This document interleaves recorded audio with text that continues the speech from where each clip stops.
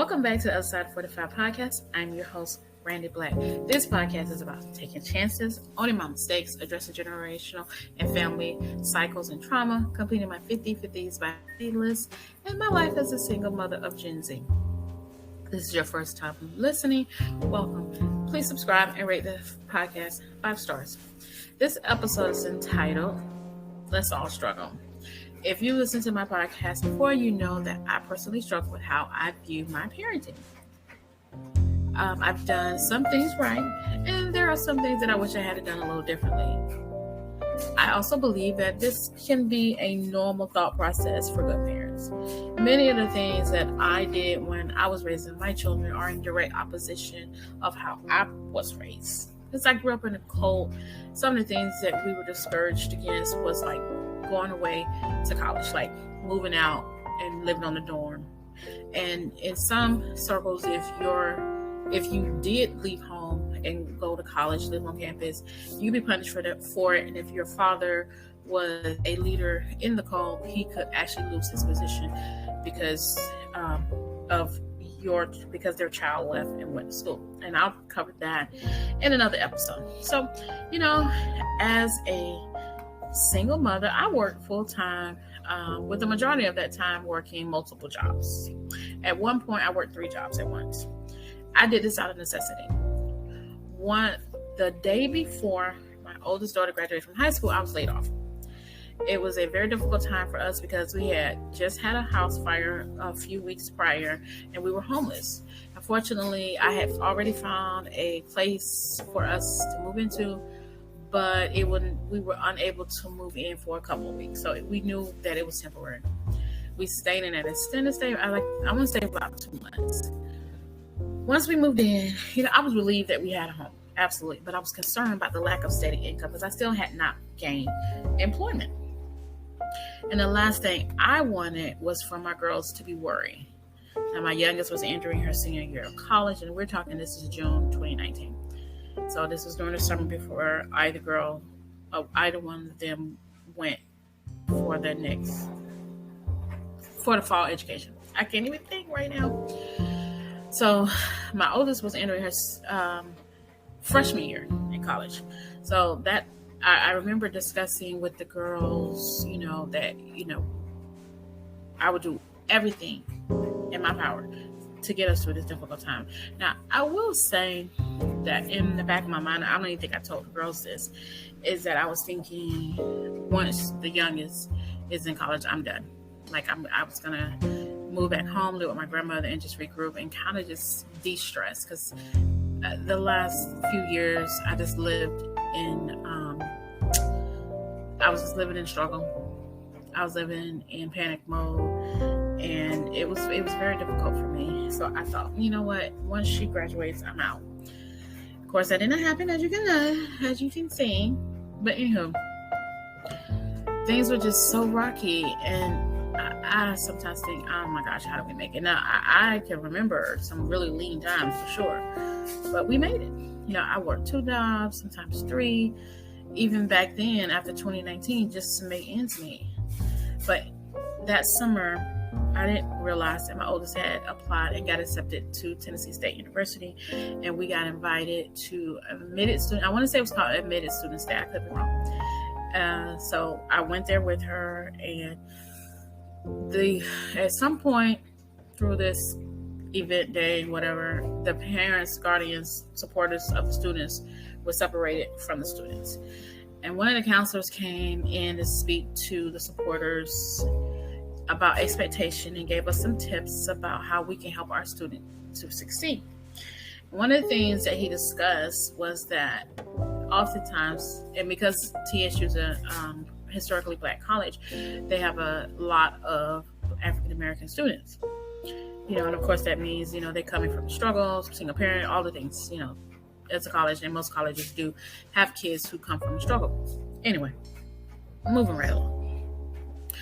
So one of the counselors was talking to us about the guilt and that some of these students felt, and they felt obligated to help their parents financially, although they were away at college.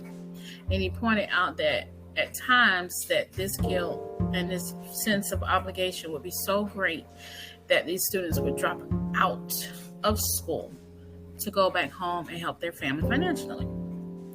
I remember just sitting there thinking about our current situation because I had not gained employment at that time, and I was relying on delivery service gigs like Uber Eats, DoorDash, Instacart, Postmates, and I was doing all of them. I was doing them all night long.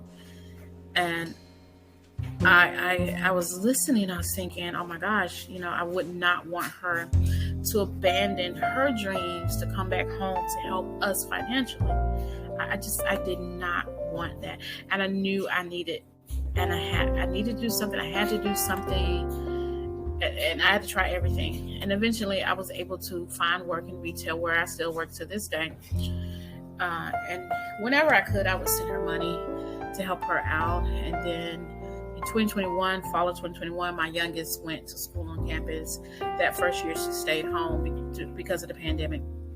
Anywho, so we're going to fast forward, just trying to give you an idea, being able to try to support both girls while I was here, and they were both on their respective campuses. So it's, phone call, text messages, that they need this, they need that. And I was trying and doing everything I can to make sure that they had, because would have such guilt if they contacted me and I was like, oh my gosh, I really just don't have it. Or I would say, do you have to have it right now? And, they were good about waiting, giving me enough time. But if it was dire or unexpected, they know I would come through. And I did. Somehow I did. I would turn on the app and I would get the delivery. I was going to make that money to make sure that they had what they needed. Anywho, so I'm working at one of my jobs, and this was after I had received my income tax refund this year. It was, it's a little bit, a couple thousand, whatever. And I don't know, I was at work, and I don't know, I think I was just feeling low. Yeah, but I had this money. I was thinking about the girls, and I was like, you know what? I'm going to send them the money. I'm going to give them a good bit of this income tax. And I sat down, I figured it all out. I'm working the 2 jobs, and I'm like, I can send them this money. And so I sent them 3 different times, a couple $100, unexpected. And it felt so freaking good. And they were excited and surprised. It just felt good. I still have that text message when they got it. I was like, oh, thank you, mommy, and whatever. And then my youngest announces that she told me that she was going to Belize. I think I already knew, but we didn't know how much because she got a scholarship. And so she was like, oh, I need X amount of dollars. It was more money, I can't remember anything, a couple $100. And I sent her some money to help pay for her trip abroad to Belize. Now, I don't remember what started the conversation, but my coworker and I at one of my jobs was talking about how the girls were doing in college. People ask me that all the time. And I'm not sure exactly what I shared, but I know that the conversation was about me sending the girls money. The recent money the money had just sent the girls, and my youngest going to Belize and helping her with Belize. But I don't remember exactly what I told her. And I know for a fact that I didn't tell her how much, because I don't do that. But you know what? She did not agree with me sending the money. She knew that I had sent money, not just this time, but, throughout their time. It could be something I told her. I honestly don't remember, but I do know that she knew that much. And she felt that was making them feel entitled. Now, what's interesting is that when I told the exact same thing to a white coworker, she agreed. She was like, oh, that's good. To help your girls, and it was just like night and day, the response, the reaction to the exact same situation. And to me, it's just the kind of mindset that we need to shift in the Black community. In the Black community, we want our kids to leave the home as soon as they graduate. In some families, before I get bloody, in my mom, some families, a lot that I know mine. Anyway, in some of our families in the Black community, we want our kids to leave the home as soon as they graduate from high school. We say, you're grown, figure it out. Now, you know what I find interesting is that this was coming from a Black woman, single mother of 2. She was going back to school to earn her degree while going through a divorce. Now, we didn't get a chance to finish talking about this. She had to go back to work. But I implore her to think of what her life could have been had she had the support that I'm giving my children. And people want to believe that if parents support their kids, then they will be entitled and spoiled. And in some cases, that might happen. But let's be clear. I mean, I work for my money. And I gladly work. I ain't going to say gladly work. I gladly give some of my money to my children. Because in my mind, if we can work together, we can change the trajectory of what their life is going to be like. And instead of saying, well, that's how I was raised, so that's how you're going to be raised. She is someone that I like. So the conversation, it really didn't make me upset. And, we both were laughing. So I want you to imagine laughing at the situation because she was being playful, but serious, but she meant it. I shouldn't say serious. She was being playful, but this was her stance. And I really couldn't tell her, like I said, my view because she had to go back to work. But she kept interrupting me even when she was there. She kept saying, it's your fault, it's your fault, it's your fault. Your kids are entitled. Because I said, I think I said something about, asking for more money. And the thing is that I have jokingly said to my children that sometimes they act like spoiled, entitled brats who didn't grow up in the struggle. Like, sometimes they actually do act like that, though. Now, I do not believe, that my children are adult ready. I don't even think that they're going to be ready when they both graduate from college. They're still going to need my support and guidance. Now, when I say support, I don't mean financially. I mean support on how to navigate as adults. And this is the thing about Black people who think like this, who respond adversely to this type of thing. You think when telling your story and you say, I didn't have help. I didn't know this. And I was ill prepared to be an adult. And you didn't get assistance and you didn't get opportunities that people who had more money or, they love to say white people had. And when you hear a Black person, but those Black people, when they hear a Black person that says, I'll work harder so that my children can have this cushion, you want to respond and say, you shouldn't do that. I need y'all to explain this to me. You don't like the way you were raised, but you do think that's how everyone should be raised. I don't get it. I absolutely do not understand that. Here's a different perspective based on the same conversation. I was in an Uber. The Uber driver, I believe, was from India. He told me. I think he told me exactly where, but I know it was somewhere in India. He and I were talking, and he was telling me how he and his family lived with several generations under one roof. They've been doing this for as long as he knows. For as far as he knows, that's how his family lived. Several generations under one roof, saving up money, sharing the pool of money, basically creating and passing down generational wealth. And he says they don't use credit cards. His parents paid for him and his siblings to go to college, and he explained how his families were able to pass on this generational wealth, and this is how they were able to do it, and this is how they came out. And I let him speak uninterrupted, because he had asked me about my kids, and I said, yeah, I have 2. They're in college. He asked me that I pay for it. I said, I help them. I do pay for some of it, and they got scholarships and whatever. And he asked me, did they have to take out loans? I said, small loans, but yeah. I don't even know why I told this man that, why he was all up in my business. I actually don't care, because he would have walked in right now. I wouldn't know who he was. But anyway, we were just having a conversation. Anyway, so, he's bragging. I don't want to say brag. He was telling me about how his family, were able to live all under one roof. And like I said, they don't believe in credit cards, and he don't use credit cards, and how his parents pay for him and his siblings to go to work. And then he really started getting kind of boastful about, well, my parents paid for mine. That's just how we do it. And so I let him speak. I didn't interrupt him. I was a little heated, I ain't gonna lie, but I didn't interrupt him. And after he stopped lecturing me on a better way to live, using his family as an example, I spoke. And I told him, I said, I think that's great. I mean, your family left your country with a bunch of money because they were able to save, live together, and create this generational wealth. I think that's awesome. I said, but then you come here and tell a Black woman of African descent that this is the difference between our cultures. And you can do this without acknowledging that you lived in another country where your ancestors were not enslaved. And you have several generations of wealth. And I can't even get the name of my family who were enslaved. That's a big difference, I said to him.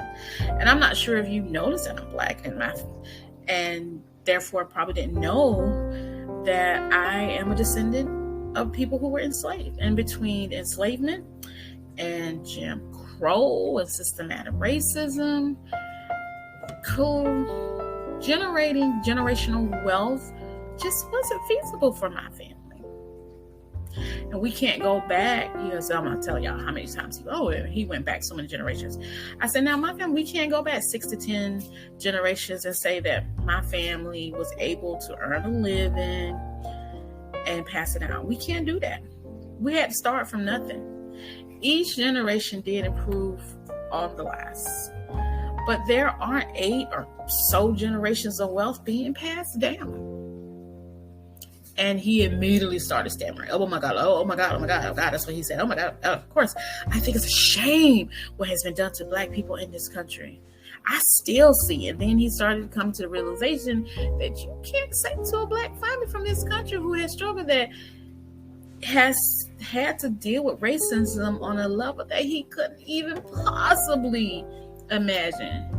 You cannot say to them, why are you not where I am? But even though he did do that, you can't say to me that your great times 6 grandparents should have been saving up for you, because that is what mine did. Because he literally said mine has been, they were all saving. Each generation saved for the generation that comes next.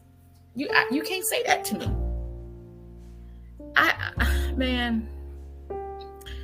I want people like that to stop forgetting. I want you to stop forgetting that just because I have the freedoms that my ancestors didn't have, that we have the same rights and privileges. I can create several episodes talk about how in my generation, I'm 48 years old, that I've been discriminated against just in my generation, in the workplace. Actually, I'm currently being discriminated against in the workplace.